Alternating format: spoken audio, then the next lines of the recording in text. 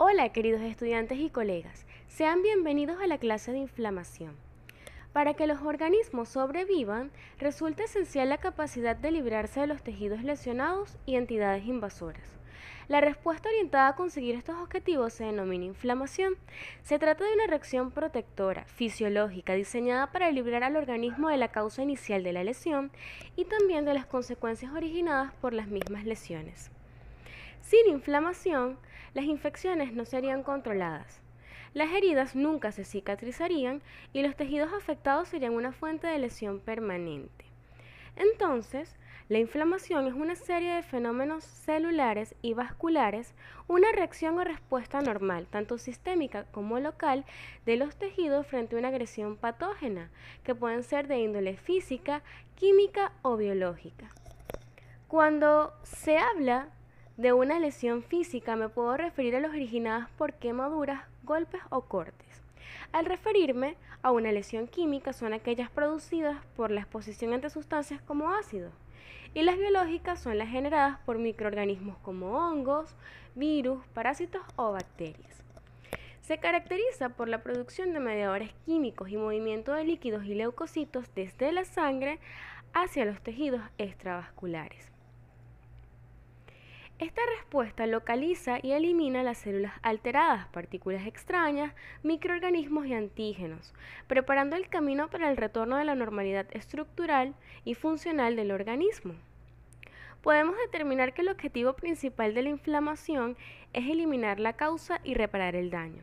No obstante, no es una enfermedad, pero en algunas ocasiones puede estar asociada a una. Estas alteraciones producen unos signos clínicos clásicos, también denominados como los signos cardinales de la inflamación, donde podemos encontrar el calor, rubor, tumefacción, dolor y pérdida de la función.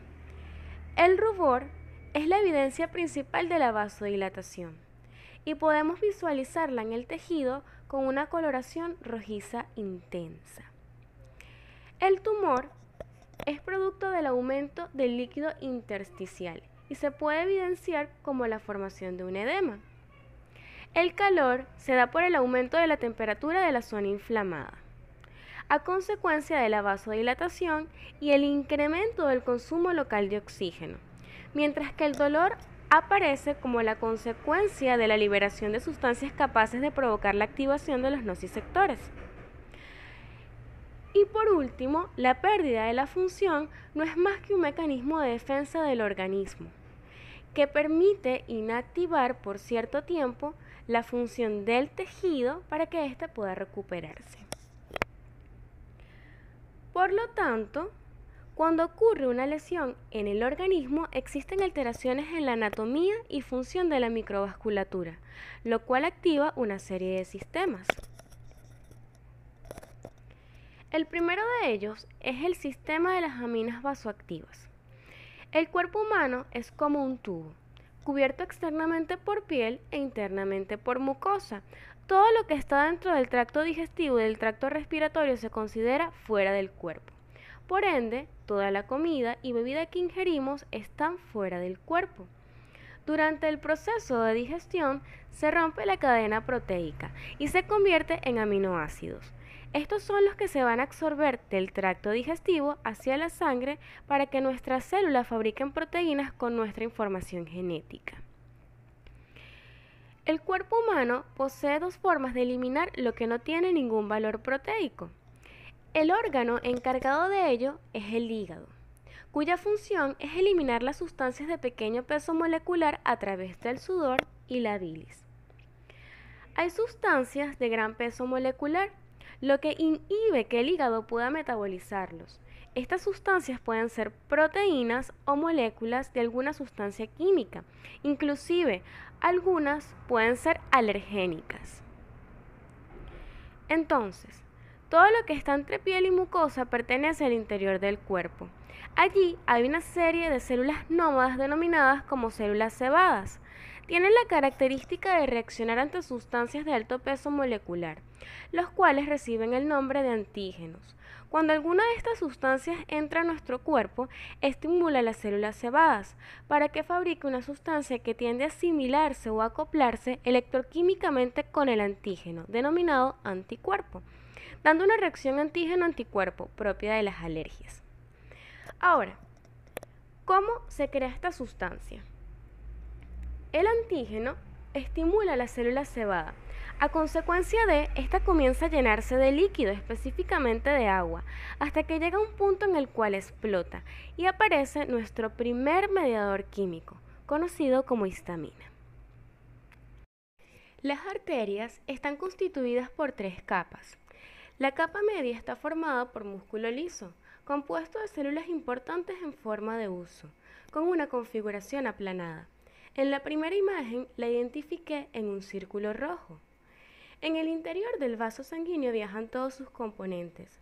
Podemos visualizarlos como puntos naranjas. Estos componentes van a ser glóbulos rojos, glóbulos blancos, proteínas, plaquetas, pero estas células no están completamente unidas. Eso quiere decir que entre una célula y otra existen unos pequeños espacios, y a través de estos pequeños espacios se permite el intercambio de nutrientes con los tejidos. Ellos van a poder ser identificados por ustedes con flechas azules.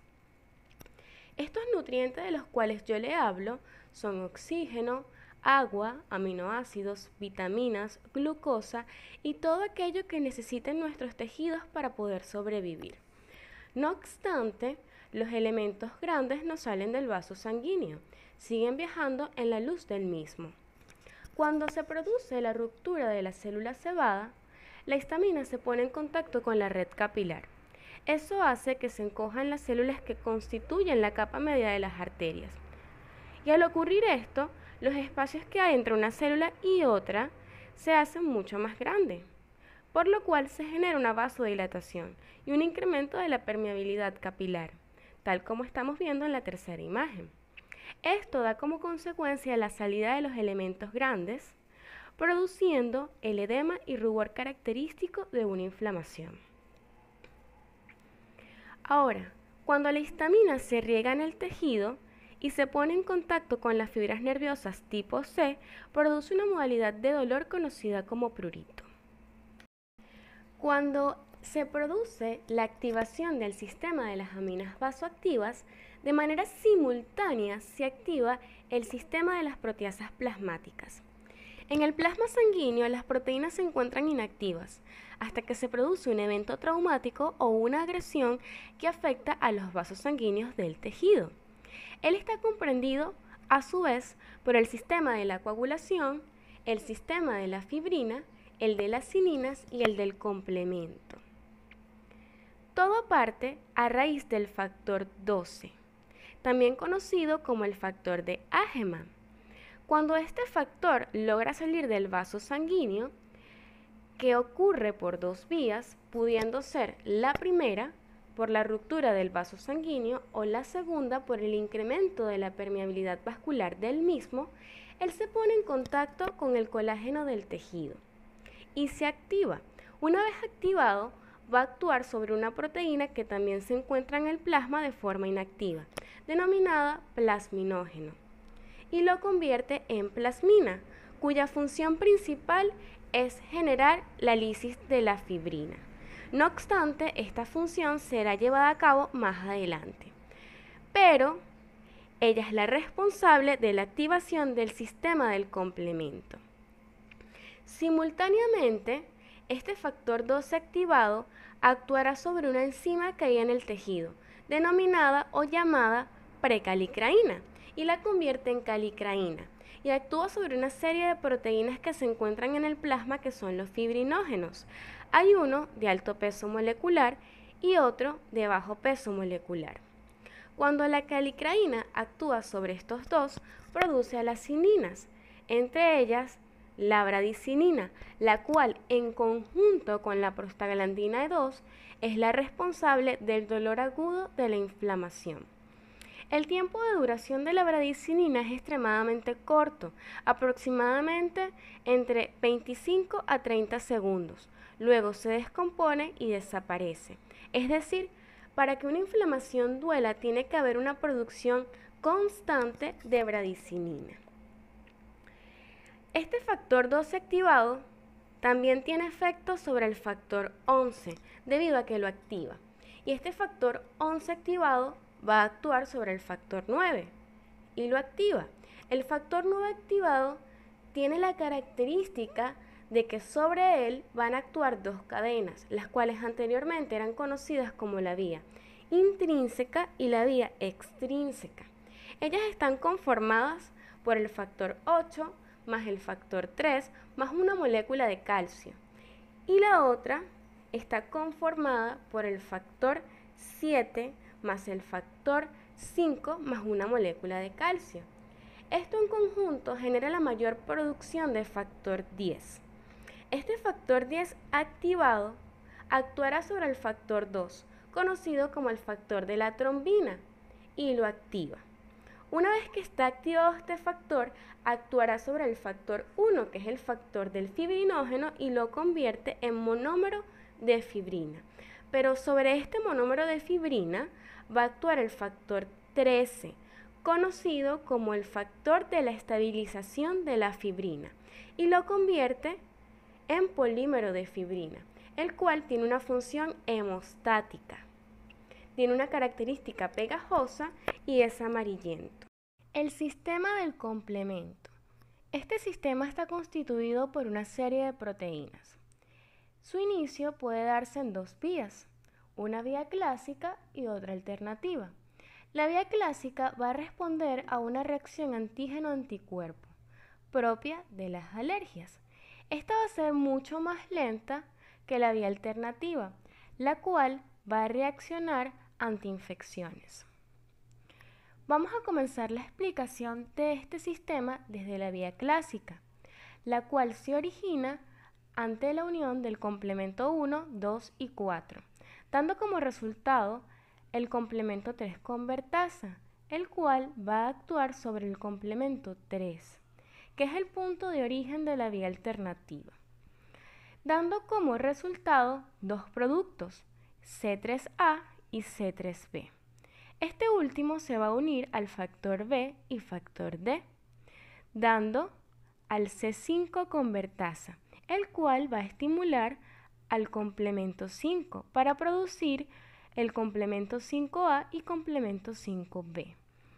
El último se va a unir al complemento 6, 7, 8 y 9 para producir una molécula muy importante durante el proceso inflamatorio, que es el C5B9. Los mediadores químicos obtenidos del sistema del complemento poseen sus funciones. La mayoría de ellos, a excepción del complemento 5B9, el cual es responsable de la lisis celular, se van a encargar de la vasodilatación e incremento de la permeabilidad vascular, pero algunos de ellos poseen funciones bien específicas, como es el caso del C3B, que es una oxonina, es decir, una molécula coadyuvante del proceso fagocitario. En otras palabras, va a ayudar durante el proceso inflamatorio para eliminar a las partículas extrañas. El C5A es una molécula de adhesión, lo cual va a permitir que los elementos grandes o proteínas que se encuentran en el interior del vaso sanguíneo, al momento de desviarse del flujo del mismo, se puedan adherir al interior de esa estructura. El C5B también posee funciones de quimiotáctico, lo cual nos indica que él va a emitir ciertas sustancias o señales que van a permitir que la proteína pueda dirigirse al lugar de la lesión. Acá les traigo una imagen donde sale esquematizado la función de todos aquellos componentes del sistema anteriormente hablado. Pero además de ello quiero agregar al factor de activación plaquetaria, que en la imagen está identificado como PAF. Incluso lo subrayé con un color rojo. Él se va a encargar de la agregación y desgranulación de los mastocitos. Además, potencia la liberación de la serotonina e histamina y es una molécula de adhesión. El sistema de los metabolitos del ácido araquidónico es considerado como uno de los sistemas más importantes que posee el proceso inflamatorio, porque de él se obtienen mediadores químicos potentes y de gran acción. Cuando se genera un daño inminente en los tejidos, se produce la ruptura de las células. Esto trae como consecuencia la aparición de una serie de sustancias llamadas fosfolípidos, las cuales se van a encontrar con una enzima que está presente en el tejido, la fosfolipasa A, la cual va a generar acciones sobre los fosfolípidos para convertirlo en ácido araquidónico. Dicho ácido es atacado por dos enzimas, la ciclooxigenasa y la lipoxigenasa. La ciclooxigenasa va a convertir el ácido araquidónico en prostaglandina G2 y con acción de una peroxidasa se va a convertir la prostaglandina G2 en prostaglandina H2, la cual va a ser empleada como materia prima. La prostaglandina isomerasa actuará sobre la prostaglandina H2 para convertirla en prostaglandina E2. El endoperóxido isomerasa va a intervenir sobre la prostaglandina H2 para obtener a la prostaglandina D2. A su vez, va a actuar el endoperóxido reductasa en conjunto con el glutatión para obtener un compuesto denominado prostaglandina F2. También vamos a ver la participación de la prostaciclina sintetasa, dando como resultado a la prostaglandina I2. Y luego va a actuar el tromboxano sintetasa para dar como resultado el tromboxano A2. De forma simultánea, la lipoxigenasa va a tener acciones sobre el ácido araquidónico. Lo va a convertir en otro ácido, conocido como 5-hidroxiperoxi y cosa-tetranoico.